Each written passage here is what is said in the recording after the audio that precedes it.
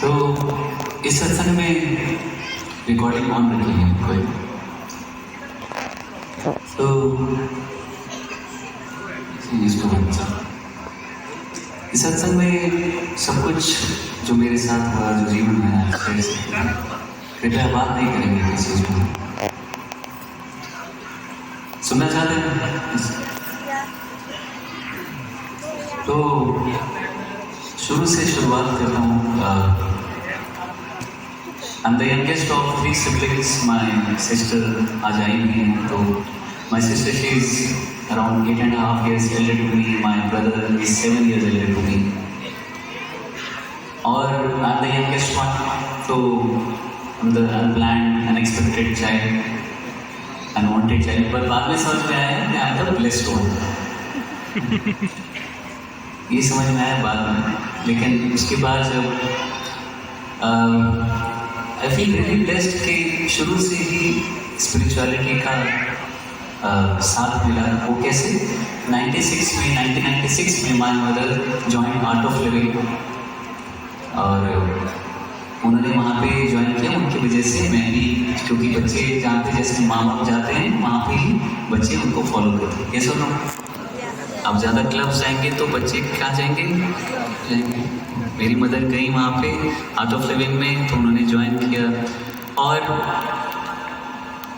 उनकी वजह से ही मैं गाने में आया। और पहली बार माइक भी मेरे को श्री श्री रविशंकर जी ने पकड़ाया था, दैट इज 96 में। अब सोचिए, पहली बार माइक भी मैंने उस टाइम पकड़ा था, और उसके बाद हमेशा, और पहली बार गाया था, तो उसके बाद से इंसेपरेबल हो गया मुझसे। तो जब ऐसे ही चलता रहा जीवन, एंड उसके बाद I did mechanical engineering also, और एवरी संडे सत्संग होता था उनका, तो I used to travel also. जब कॉलेज टाइम में भी मैं वीकेंड्स में ट्रैवल करता था, पंजाब जाता था या कहीं भी जहाँ पे लोग बुलाते थे आर्ट ऑफ लिविंग के प्रोग्राम के लिए, तो मैं सत्संग करने जाता था। तो 2007 में जब इंजीनियरिंग कंप्लीट हुई एंड आई स्टार्टेड वर्किंग, तो मैंने अराउंड 10 मंथ्स जॉब की होगी, एंड उसके बाद मैं सोच रहा था कि I am planning for GMAT, कि मैं करना ही है थोड़ा, तो आई डू MBA एंड मैं उसके बाद ही जॉब करूँगा। लेकिन तो मैंने जॉब छोड़ दी। मुझे लगा कि मैं इसलिए नहीं बना, फिर इतने में से आवाज़ आई कि मैं इसलिए नहीं बना हूँ कि मैं जॉब करूँ या करूँ, बिकॉज मेरे को अच्छा नहीं लगता था। क्योंकि उस टाइम भी मुझे कोई प्रोग्राम के लिए बुलाता था तो मुझसे मना नहीं होता था। मेरी 8 महीने में, 8-10 महीने में सारी साल की लीव्स भी बुक चली गई थी, मतलब ऐसा। बिकॉज तो मैं फुल टाइम इसमें ही आ गया म्यूज़िक में, और 2007 से लेके 2010 तक 3 साल मैंने आर्ट ऑफ लिविंग में सेवा करी। I didn't used to charge anything. लेकिन कड़वा सत्य ये भी है कि जब फाइनेंशियली स्ट्रांग नहीं होते, स्पेशली जेंट्स बॉयज़, तो उनकी वैल्यू नहीं होती है ना। आप समझ नहीं, आप समाज का पार्ट हैं, तो आप सब लोग ज्ञात हैं, ज्ञान रखते हैं इस बात का।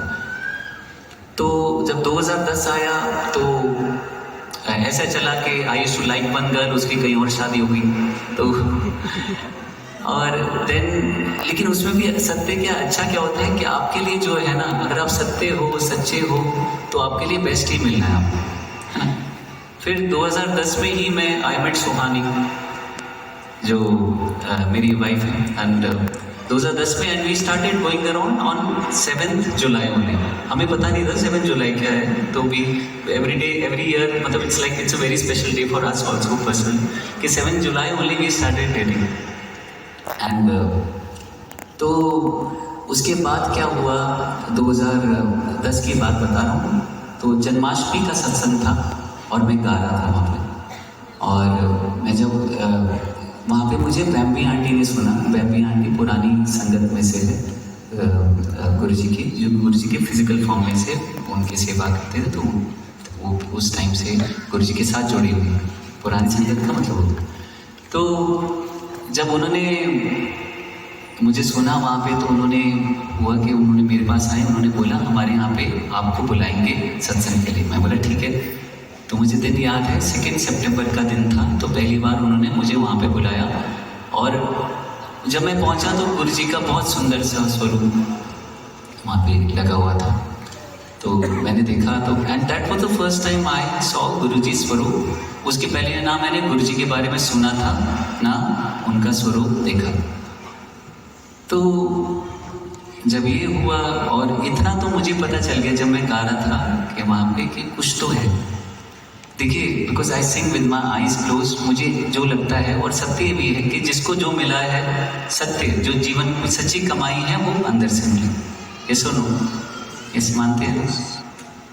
तो जब उस समय मिला मुझे कि इतना समझ में आ गया कुछ ऊर्जा है, कुछ एनर्जी है जो मैं पहली बार उसको विटनेस कर रहा हूँ थोड़ा, लेकिन बहुत अच्छा लगा मुझे। एंड उसके बाद मैं ऐसे ही चलता रहा अपने प्रोग्राम, फिर आर्ट फिल्म में भी और सब जगह।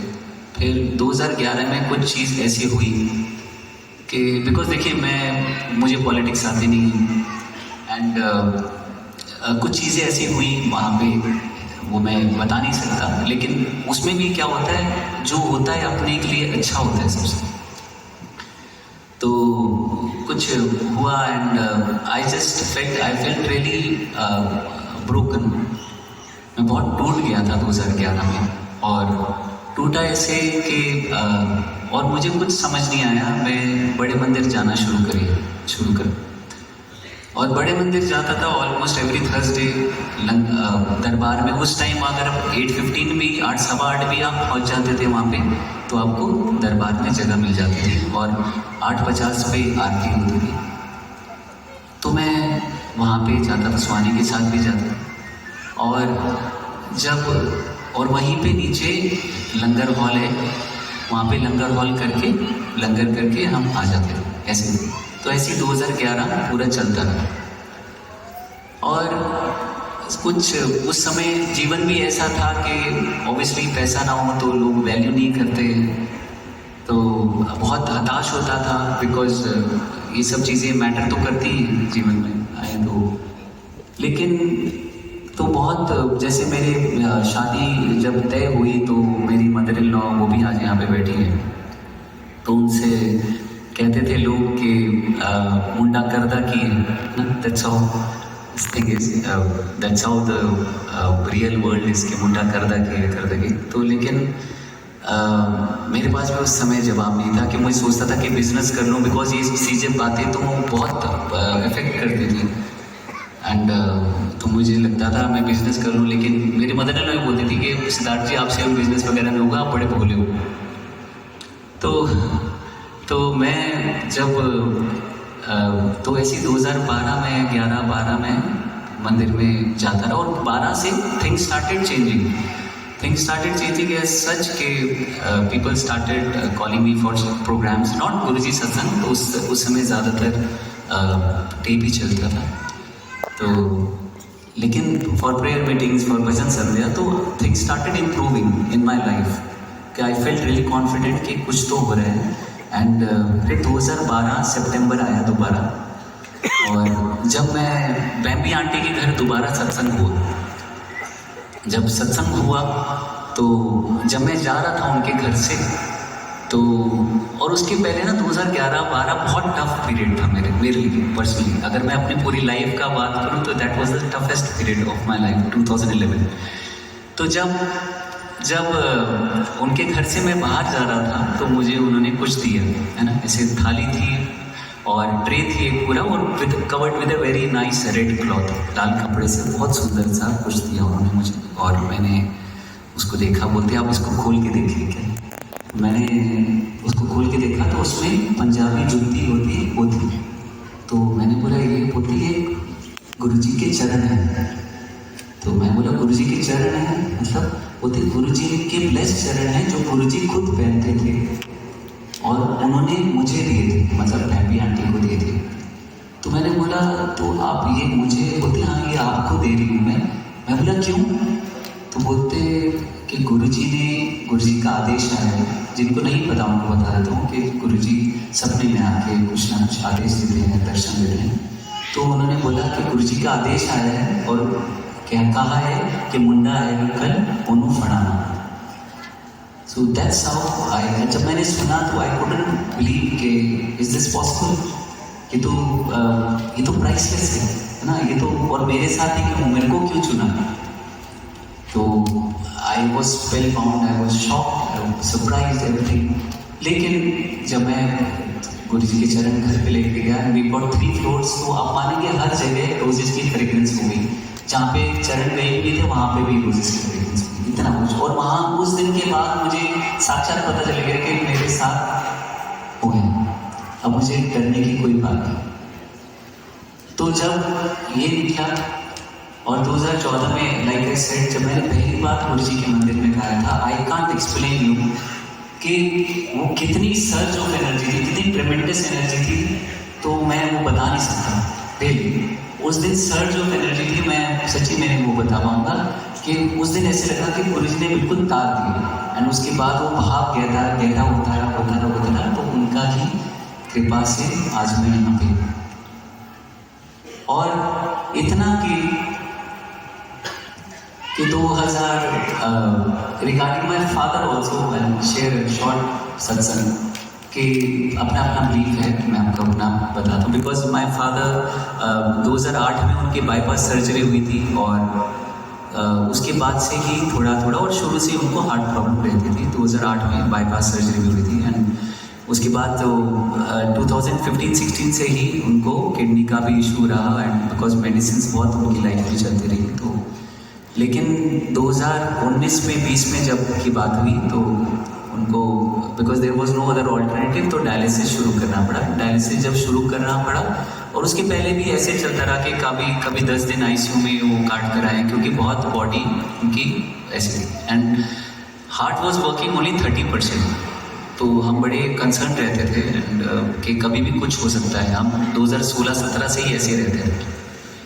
लेकिन 2020 आया तो डायलिसिस के दौरान ही उनको मेजर हार्ट अटैक आया, एंड दैट्स हाउ उनको जब आईसीयू में लेके गए तो डॉक्टर ने बोला कि इज गॉट 24 आवर्स ओनली, और बड़ा मुश्किल है, तो यू से आप देख लीजिए, क्योंकि we can't operate also, we can't do anything, क्योंकि heart is very weak, it's only working 30%।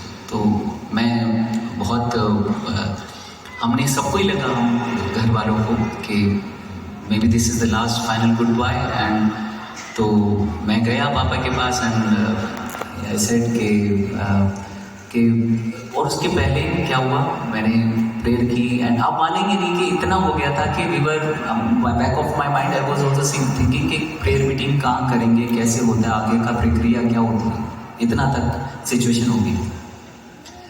तो जब उसके पहले ना मैं आई स्टार्टेड क्राइंग, तो मैं with my eye cried a lot, and I said, I prayed to Guruji. मैंने बोला, गुरुजी आप एक ही है, कभी मैंने कुछ नहीं मांगा गुरुजी से। I just then also I prayed, मैंने बोला गुरुजी या तो आप मुक्ति दे दीजिए इनको, because nobody can see their loved ones suffering. So मैंने बोला या तो आप मुक्ति दे दीजिए, या तो आप इनको घर भेज दीजिए। तो आप मानेंगे नहीं, उस दिन हम जब सुहानी भी पापा को मिलने गए, तो उन्होंने बोला he wants to come home. मैंने बोला, तो उन्होंने बोले तुमको जाना है तो घर से ही जाना चाहिए।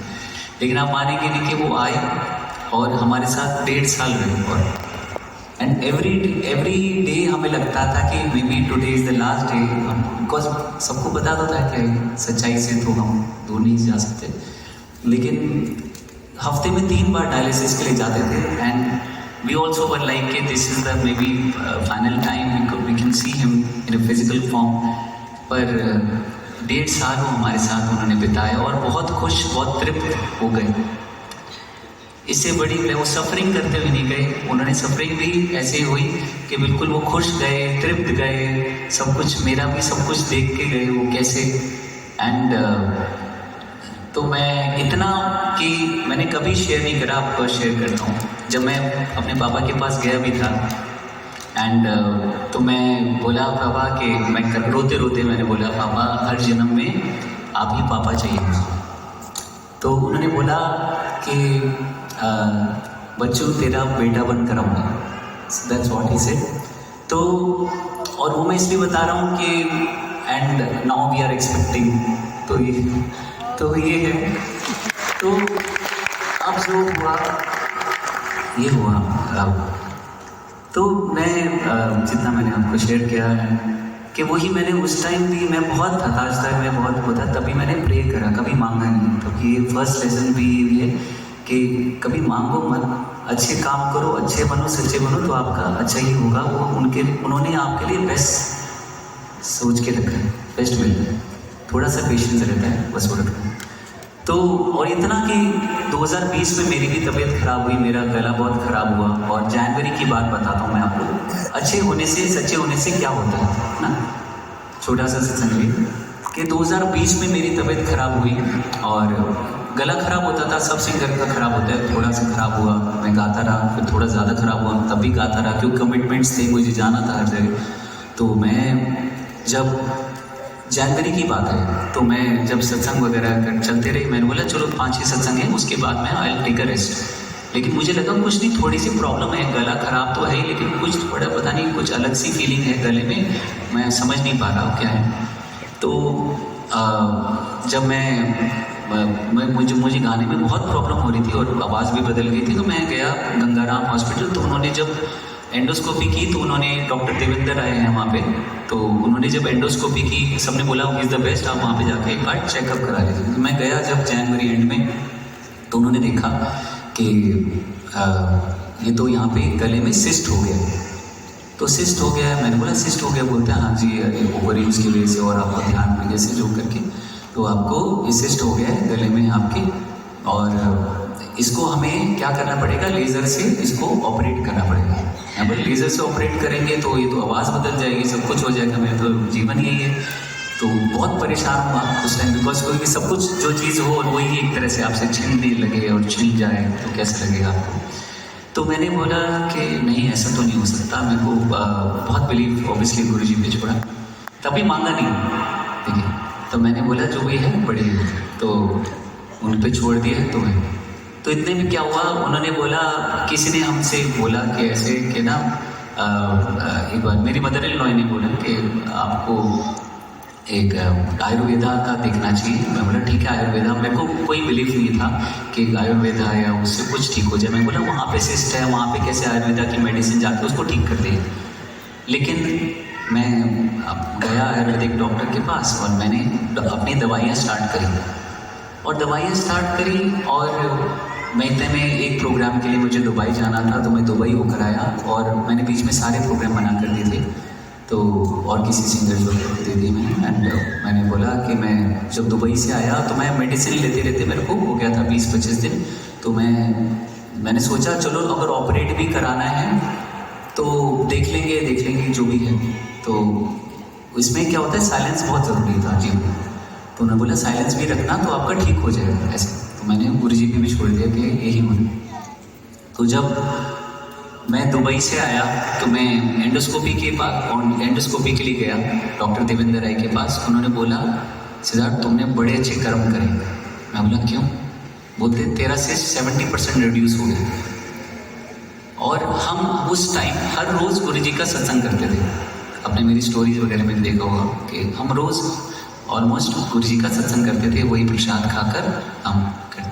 तो उन्होंने बोला कि तेरा 70% रिड्यूस हो गया सिस्ट, तो बस साइलेंस जो कर रहा है वो करते रहे। ही ओनली सेड जो होता है जो कर रहा है करते रहे। मैं बोला I am taking Ayurvedic medicine also and मेरे गुरु जी की कृपा है। बोलते हैं हाँ जो करो वो करो, तेरा ऐसी ठीक। बोला ठीक। तो मैं उसके बाद मुझे लगा साइलेंस कर लेता हूँ। और साइलेंस का ऐसा हुआ कि उस टाइम ही कोविड का लॉकडाउन लग गया। मुझे साइलेंस चाहिए था, पूरा लॉकडाउन लग गया। 51 डेज में साइलेंस मिला, 51। और जो उस साइलेंस का भी जो नतीजा मिला मुझे, वो मैं बता नहीं सकता। लेकिन 51 डेज के बाद जब मैं गया दोबारा एंडोस्कोपी के लिए तो बिल्कुल बोलते हैं गुड एज न्यू हो गए। He said, doctor said. तो गुरु जी की कृपा है। एंड तो उन्होंने बोला बिल्कुल ठीक हो गया है, बिल्कुल फर्स्ट क्लास है। तो उसके बाद I made some changes also because मैंने, और आप मानेंगे उस टाइम जब दुखी होता है इंसान तो वो सब कुछ देखता है एस्ट्रोलॉजी वगैरह। और एस्ट्रोलॉजी में भी मेरी भी कुंडली में भी लिखा हुआ है कि 2020 में अपयश होगा, गला ऐसे होगा, सब कुछ लिखा हुआ है प्रॉपर। जिस वो पहले का भी अंदाज़ा था, लेकिन आप मानेंगे लेकिन वो कैसे हुआ, वो दुख कैसे किस में बदल गया कैसे नेचर ने हेल्प करी, कैसे गुरुजी की कृपा ने मेहर करी, कैसे की बताओ? इतना बड़ा कोइंसिडेंस हो सकता है? नहीं हो सकता कि जब मैं घर बैठा था तो आप सभी घर पे बैठे थे। तो इसका जवाब मैं उस पर आता हूँ कि जो लोग कहते थे ना भोला है, इससे कुछ नहीं होगा, लेकिन मैं आपको बताता हूँ, जब आप भोले, और भोला बनना ही सबसे मुश्किल है, क्योंकि जब आप भोले बन जाते हो तो भोलेनाथ आपके साथ हो जाते है ना। जब मीरा वाली भक्ति आ जाती है तो मोहन मिल जाते हैं, जब शिष्य बन जाते हैं तो गुरु मिल जाते हैं, जब भक्त बन जाते हैं तो भगवान मिल जाते हैं।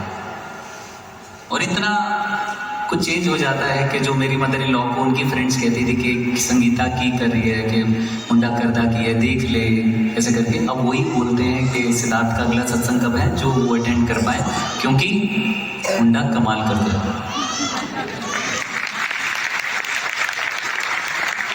So this is my satsang, this is my story, and it doesn't matter to me कि जो इस जीवन में अनुभव मिला, गुरुजी ने चुना, तो मैं कभी भी शब्दों में बखान नहीं कर दूंगा उसका। तो इतनी शक्ति है भाव में, इतनी शक्ति है समर्पण में, इतनी शक्ति है सच्चे और अच्छे होने में। ठीक है, आरती करते हैं, उसके बाद प्रसाद।